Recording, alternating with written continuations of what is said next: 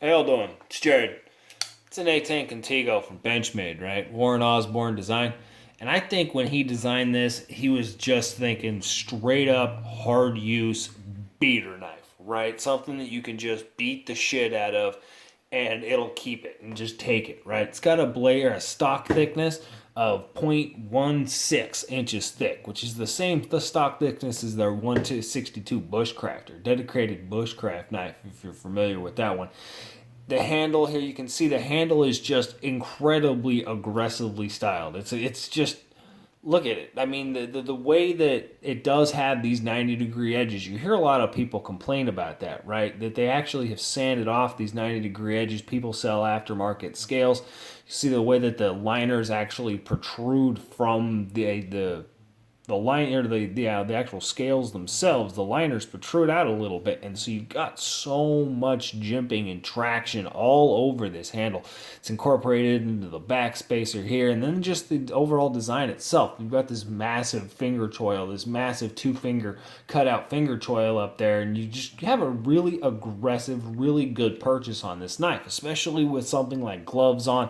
If your hands are covered, if they're cold, if it's wet, and any sort of hard use, hard work environment, if it's gunked up, this handle is going to perform magnificently.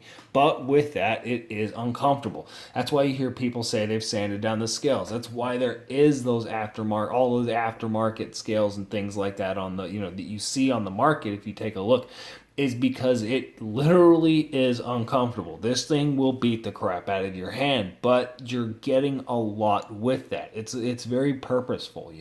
That was intentional with the design. I don't think that this design was ever like, oh, I'm going to make a really comfortable knife. It is actually relatively comfortable. If you do sand down those scales, ergonomically speaking, it fits your hand really well. It does fit my hand fantastically, but again, it's uncomfortable. So I think that there was grip intended over comfort in the actual design of this handle, and that is good.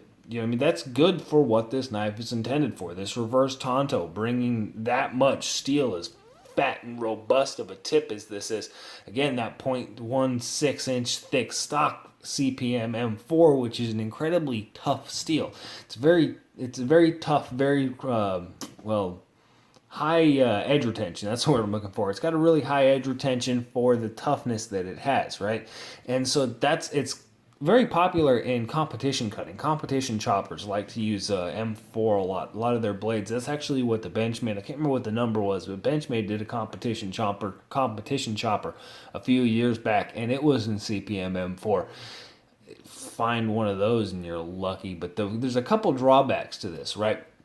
It's got a glass breaker on there. I'll get into that. But the one thing that doesn't fit this design that I don't like about how hard use of an overall design that this is, but the axis lock takes no space to disengage, right?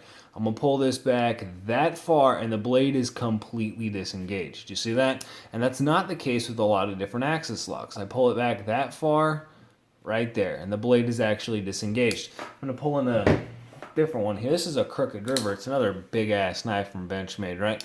If I pull this one back, I pull it back the same distance and it's not locked. Gotta keep going. Keep going.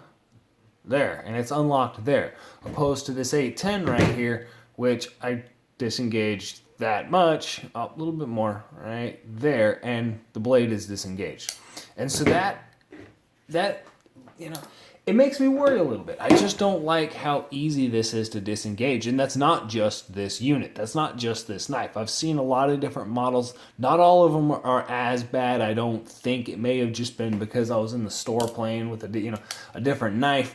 But I've seen a couple of them, and they all have that really early, really easy access, relief. And I mean, that's good, again, because if your hands are covered, if you have gloves on, if they're slick, something like that, you may not want to have to pull this spring all the way down to disengage that lock. So it could be good in that aspect, but again, do you really want to be, working that hard with a knife, do something and just slightly pull back that axis bar and then your blade comes loose? And that's where the glass breaker comes in, right? Because I've got a video, it's glass breaker plus axis lock equals bad idea, right? And that's where that came from. Because I can't remember the name of the channel, but there's a channel, it's a badass dude. I think it's all in Russian. It's a different language, I'm not sure. But he's doing a really hard use test with this A10 Contego. He's got gloves on. And for some reason, he's trying to hit a piece of steel with a glass breaker.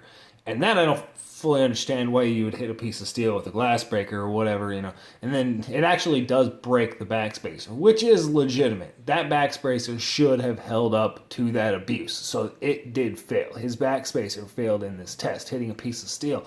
But what happened is that axis lock actually disengaged. And I ran a test on that video. You can look it up. It's axis lock fail, axis lock plus glass breaker fail. It's on my channel. And what happened is, when he hit the pressure, the weight from this actual bar came down and it released the blade. And so when he actually came, when it hit, the blade came down and it's so big, thick, and heavy that it came down and actually cut him. It went straight through the gloves that he was wearing and got into his hand. It wasn't horrible, but he did give him a really pretty significant cut right there on the top of his fingers. And so that's just, obvious thing about that is you're going to use that glass breaker with a knife close. And for that, I do have to say, this is very comfortable. I can wrap my thumb right around there. You can see it sits just on there. I can hold it like this, which actually buries that knife into my hand. You can kind of see the way that it just molds right there into my hand. It fits just almost perfectly in my hand. And so I can actually have a really deep, really good impact tool. If you want to use this like a coup baton as a weapon just in itself, or in the actual glass breaking function, this does work very well. But it's necessary. You cannot, obviously you can do what you want, but you really don't want to be using this glass breaker with this knife open like this unless you jam a stick or something like that in there to make it a fixed blade, right? Whatever.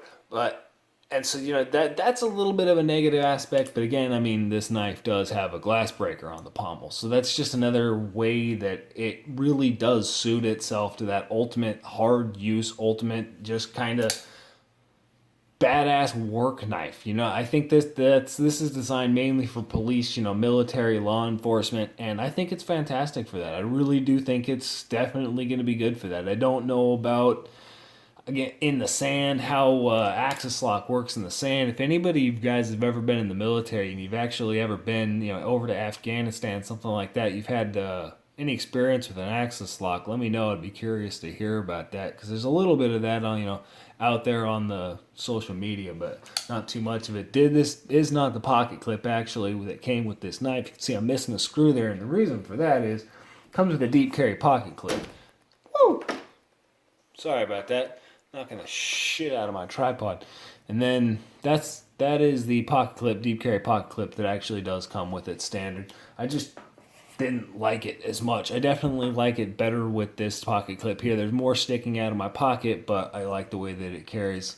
Feels better in my pockets. This is a Benchmade A10 Contego. You can see I had a little bit of a problem opening it there.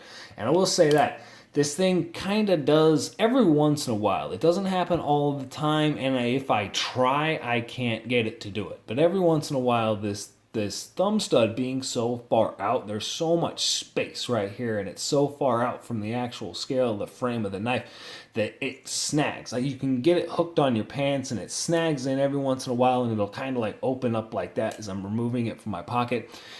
And I've never hurt myself, I've never actually been able to do that intentionally, but every once in a while it does happen. But again, I think that's just another aspect to the design. It's easy to get to. That thumb stud is sitting off in the middle of nowhere, and it may take a little bit, it's a little bit of a different actual opening to open this knife. You do have to kind of give it a different angle, and it's very heavy. It's a very heavy blade, even for being an almost free dropper here. It is still a very heavy blade, so you have to give it a really heavy flick to actually open and close this knife.